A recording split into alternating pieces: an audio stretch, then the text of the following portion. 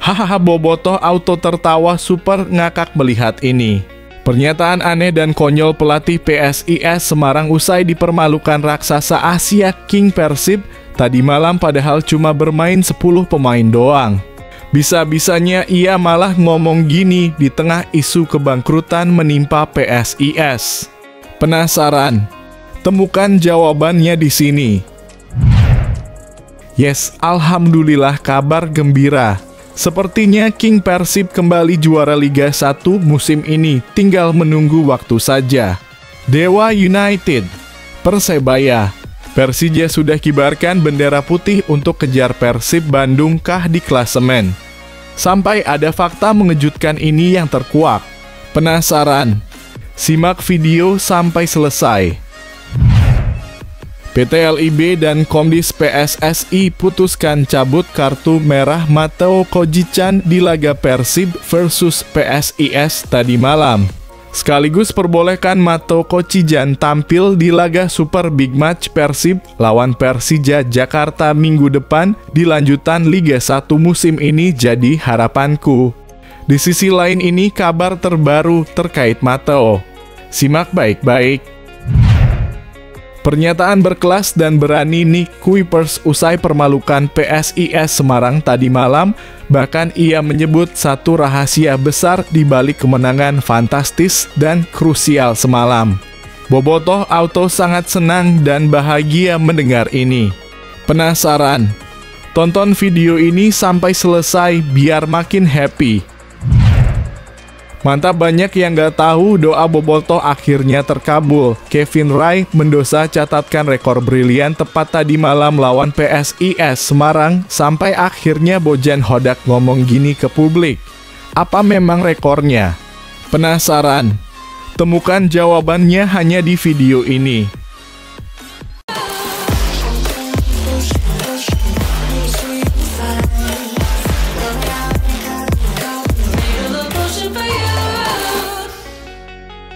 Mohon subscribe channel YouTube ini supaya gak ketinggalan berita Persib Bandung. Hahaha, Bobotoh auto tertawa super ngakak melihat ini. Pernyataan aneh dan konyol pelatih PSIS Semarang usai dipermalukan raksasa Asia King Persib tadi malam padahal cuma bermain 10 pemain doang. Bisa-bisanya ia malah ngomong gini di tengah isu kebangkrutan menimpa PSIS. Penasaran? Temukan jawabannya di sini.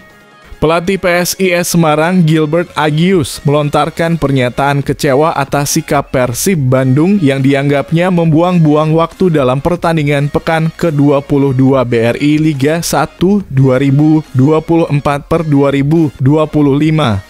Gilbert mengungkapkan meski anak asuhnya sudah berusaha maksimal, mereka kurang beruntung di laga tersebut. PSIS memiliki 3 peluang emas yang sayangnya hanya membentur tiang gawang. Saya pikir kami berencana untuk melakukan perbaikan dari laga sebelumnya.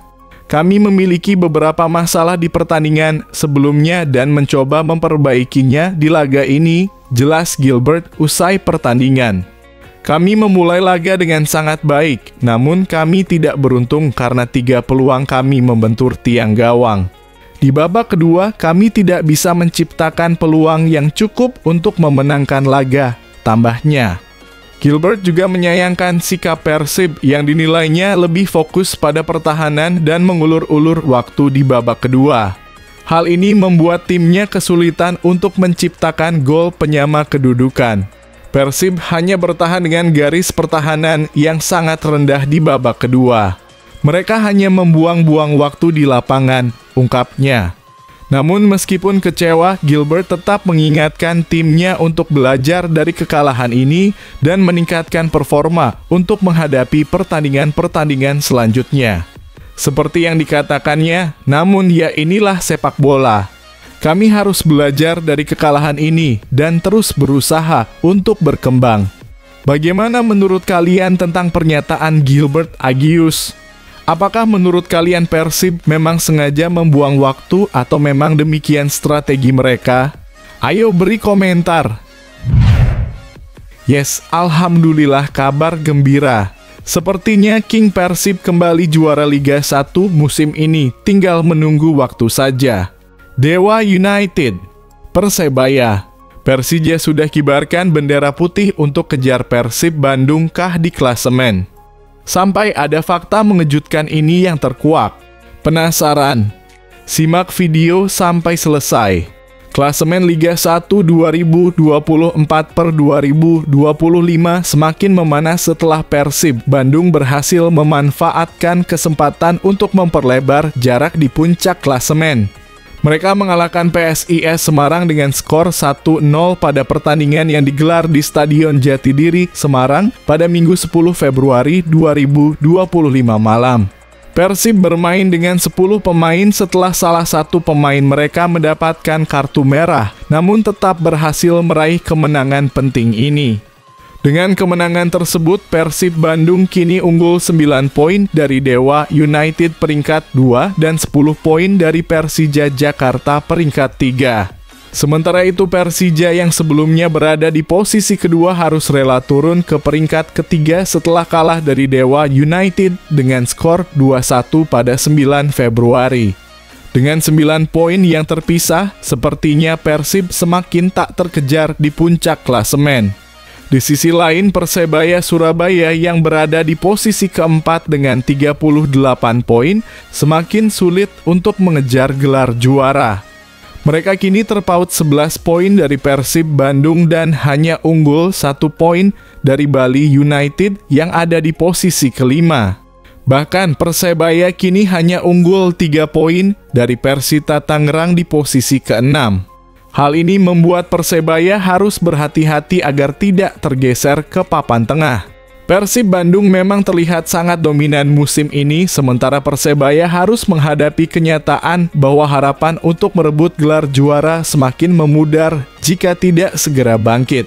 Perjalanan Liga 1 2024 per 2025 semakin menarik, namun Persib tetap unggul jauh di puncak klasemen. Menurut kalian, apakah Persebaya masih bisa mengejar gelar juara musim ini, atau apakah Persib sudah terlalu jauh untuk dikejar? Silakan tulis di kolom komentar. PT LIB dan Komdis PSSI putuskan cabut kartu merah Matteo Kojichan di laga Persib versus PSIS tadi malam. Sekaligus perbolehkan Matteo Kojichan tampil di laga Super Big Match Persib lawan Persija Jakarta minggu depan di lanjutan Liga 1 musim ini jadi harapanku. Di sisi lain ini kabar terbaru terkait Matteo. Simak baik-baik. Pelatih Persib Bandung Bojan Hodak memberikan komentarnya mengenai kartu merah yang diterima oleh Matteo Kojichan dalam pertandingan melawan PSIS Semarang. Bojan mengungkapkan bahwa dirinya tidak tahu pasti apa yang terjadi dengan Matteo, yang tampak gugup dan akhirnya menerima 2 kartu kuning pada babak pertama, yang mengakibatkan kartu merah pada menit 41. Bojan menyayangkan kartu merah tersebut karena datang di saat permainan tim mulai membaik setelah mereka sempat tertekan oleh serangan PSIS di awal pertandingan. Setelah itu kami mulai membaik dan setelah itu Matteo mendapat kartu kuning kedua. Dia tidak berhati-hati setelah mendapat kartu kuning pertama, kata Bojan. Setelah itu dia sedikit terlihat gugup, saya tidak tahu kenapa, ujar pelatih asal Kroasia tersebut. Meskipun bermain dengan 10 pemain setelah kartu merah tersebut, Persib Bandung berhasil mempertahankan keunggulan 1-0 berkat gol dari Nick Kuipers pada menit 35. Bojan mengatakan bahwa meskipun dalam kondisi kekurangan pemain, pertahanan timnya tetap solid. Setelah itu dalam kurung kartu merah Matteo, pertahanan kami cukup oke, PSIS tidak memiliki peluang terbuka, ungkap Bojan. Mereka tidak bisa masuk ke wilayah kotak penalti dan mulai melepas umpan panjang, dan kami normalnya bisa memenangi itu dalam kurung duel udara. Dengan kemenangan atas PSIS Semarang, Persib kini mengoleksi 49 poin, unggul 9 poin atas Dewa United yang berada di peringkat kedua. Bojan mengakhiri komentarnya dengan menekankan bahwa yang terpenting adalah meraih 3 poin dalam laga tersebut dan memperlebar jarak dengan Dewa United. Yang terpenting adalah 3 poin dan kami meningkatkan jarak dengan Dewa menjadi 9 poin, ujar Bojan Hodak. Pernyataan berkelas dan berani Nick Kuipers usai permalukan PSIS Semarang tadi malam, bahkan ia menyebut satu rahasia besar di balik kemenangan fantastis dan krusial semalam. Bobotoh Auto sangat senang dan bahagia mendengar ini.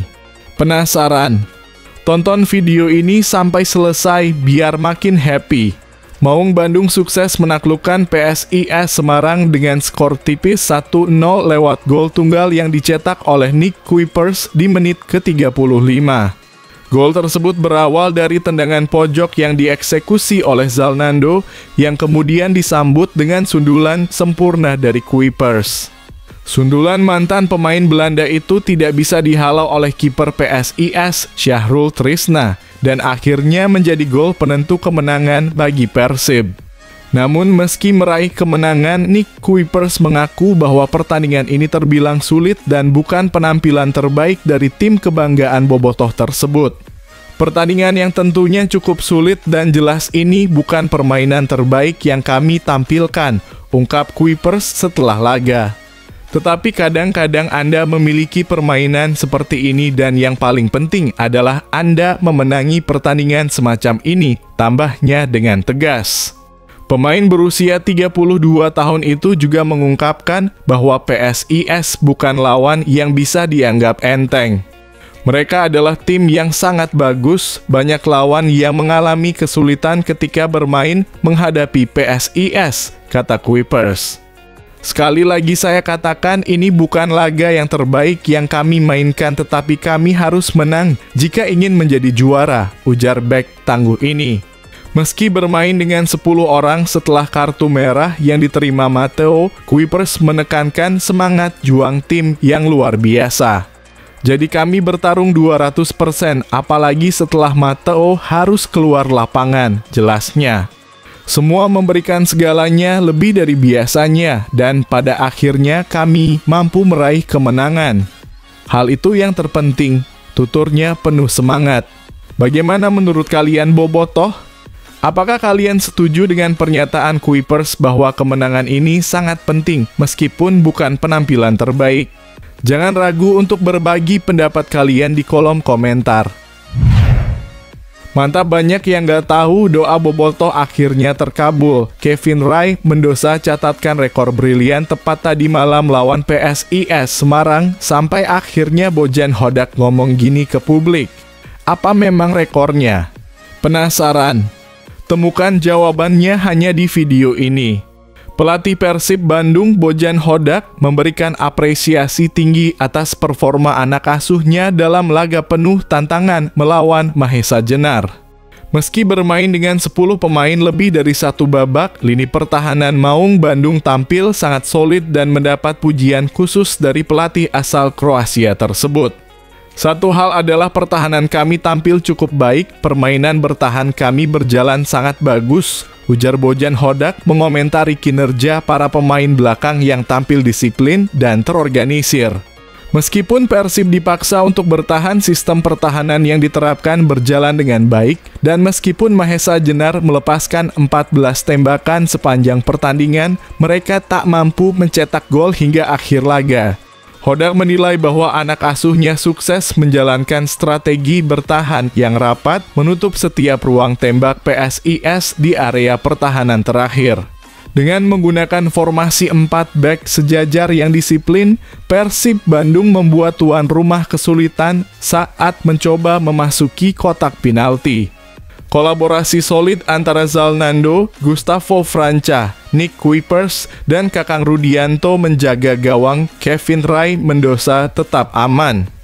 Dengan hasil tersebut, Rai Mendoza kini sudah mencatatkan 8 celaan shot di musim ini, yang juga menjadi celaan shot ke-9 bagi Persib Bandung secara keseluruhan. PSIS tidak memiliki peluang terbuka meski kami bermain dengan 10 pemain.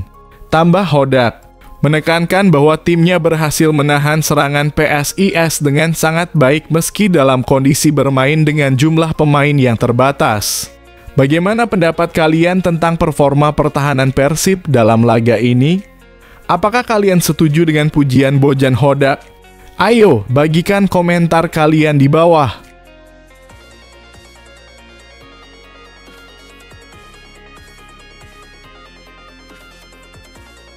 Yes, luar biasa menggembirakan. Timnas Indonesia mendapat sejumlah kabar baik. Media ternama Belanda beberkan klub Erick Thohir di kasta kedua Liga Inggris bakal keluarkan miliaran rupiah demi merekrut Ole Roemeny. Simak dengan seksama fakta mengejutkan yang anti-hoax ini. Sebuah media Belanda membeberkan bahwa klub yang dimiliki Erick Thohir bakal keluarkan miliaran rupiah demi merekrut calon pemain naturalisasi Timnas Indonesia, Ole Roemeny. Pada November lalu, Ole Roemeny telah melakukan pertemuan dengan Erick Thohir selaku Ketua Umum PSSI di tengah-tengah laga kualifikasi Piala Dunia 2026. Roemeny hadir di Stadion Gelora Bung Karno ketika Timnas Indonesia dikalahkan Jepang dengan skor telak 0-4. Namun, sang penyerang sayap berusia 24 tahun kemudian menyampaikan kepada Erick Thohir bahwa dirinya masih percaya tentang mimpi skuad Garuda menembus putaran final Piala Dunia 2026. PSSI pun telah mengonfirmasi bahwa proses naturalisasi Ole Roemeny hendak dilakukan dengan target untuk bisa memperkuat Timnas Indonesia pada Maret 2025 ketika menghadapi Bahrain dan Australia. PSSI pun telah mengonfirmasi bahwa proses naturalisasi Ole Roemeny hendak dilakukan dengan target untuk bisa memperkuat Timnas Indonesia pada Maret 2025 ketika menghadapi Bahrain dan Australia. Pada Selasa, Utrecht telah resmi mengumumkan perekrutan pemain keturunan Indonesia, Miliano Jonathans, dari klub kasta kedua Liga Belanda, Vitesse Arnhem. Di saat bersamaan, berdasarkan laporan dari media Belanda, Voetbal Premier, Ole Roemeny sedang diminati oleh Oxford United. Menurut laporan media Belanda, Voetbal Premier, klub yang dimiliki oleh Erick Thohir tersebut bersiap untuk mengeluarkan mahar senilai miliaran rupiah untuk merekrut Roemeny. Utrecht bersiap untuk transfer bernilai $1 juta atau miliaran rupiah dengan kedatangan Jonathans. Demikian judul yang diberikan oleh media Belanda tersebut. Ole Roemeny mungkin sedang menuju ke Inggris. Penyerang FC Utrecht berusia 24 tahun, itu diharapkan menarik perhatian dari Oxford United, menurut laporan dari Voetbal Premier, tambahnya. Roemeny masih terikat kontrak hingga Juni 2026 mendatang, yang berarti siapapun yang tertarik kepadanya harus mengeluarkan mahar transfer. Roemeny masih terikat kontrak di Utrecht hingga pertengahan 2026, yang berarti klub Inggris harus mengeluarkan mahar transfer untuk merekrutnya, tambahnya. Jika mempertimbangkan nilai $1 juta Amerika Serikat, maka nilainya adalah sekitar 16,12 miliar rupiah. Namun, Roemeny punya harga sebesar 1,3 juta euro di transfer market, yang berarti akan bernilai sekitar 21,8 miliar rupiah. Bagaimanapun, nilai tersebut adalah hak kedua belah pihak untuk dinegosiasikan, namun yang jelas nilainya akan berkisar miliaran rupiah. Lagi dan lagi bikin bangga publik tanah air. Berita transfer pemain Timnas Indonesia. Kini giliran Nathan Chu Aon. 3 klub Eropa dikabarkan minati Nathan Chu Aon, salah satunya Oxford, milik Erick Thohir. Tonton videonya sampai selesai untuk mengetahui informasi lengkapnya. Pemain keturunan Timnas Indonesia Nathan Chu Aon kabarnya diminati 3 klub Eropa. Salah satunya adalah klub yang dimiliki oleh Ketua Umum PSSI Erick Thohir, Oxford United. Menurut laporan Wales Online, Oxford United menjadi klub teranyar yang menunjukkan ketertarikan terhadap Nathan. Hal ini muncul menyusul masa depan bek berdarah Suriname itu yang belum jelas di klubnya saat ini, Swansea City. Musim lalu, Nathan menghabiskan paruh kedua musim kompetisi dengan dipinjamkan ke klub Eredivisie Belanda, Heerenveen. Namun, dia tidak mendapat banyak kesempatan bermain. Nathan tercatat hanya tampil 4 kali dengan total 10 menit bermain di semua ajang tanpa berkontribusi dalam hal gol maupun assist. Nathan dikabarkan bakal ikut dalam rangkaian tur pramusim Swansea City menyongsong musim 2024. Akan tetapi, masa depannya bersama klub tersebut belum dipastikan. Oxford United dapat menjadi destinasi yang menjanjikan untuk Nathan. Erick Thohir sebelumnya mengakuisisi 51% saham Oxford United bersama Anindya Bakri pada 19 September 2022 silam.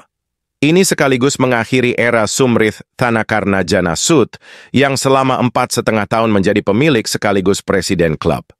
Meski begitu, pengusaha asal Thailand itu tetap memegang saham minoritas. Selain Oxford, 2 klub lain yang meminatinya datang dari Yemen telah melakukan diskusi untuk membahas potensi pindah, di mana disebutkan bahwa pembicaraan berada di jalur yang tepat, tulis Wales Online mengutip laporan transferwatch.l. Nathan, sebelumnya, didatangkan Swansea City pada awal musim 2023 dari klub Belanda Excelsior. Akan tetapi dia hanya memanaskan bangku cadangan The Swans dalam 10 laga di Championship dan 1 laga di Piala FA. Hal itu yang membuat akhirnya pihak klub memutuskan untuk meminjamkan sang pemain ke SC Heerenveen. Situasi tersebut berbanding terbalik dengan kiprahnya bersama timnas Indonesia. Nathan sudah mencatatkan 11 caps bersama tim senior maupun U23 dengan torehan 4 assist. Ia juga selalu bermain sebagai starter dan kerap tampil selama 90 menit.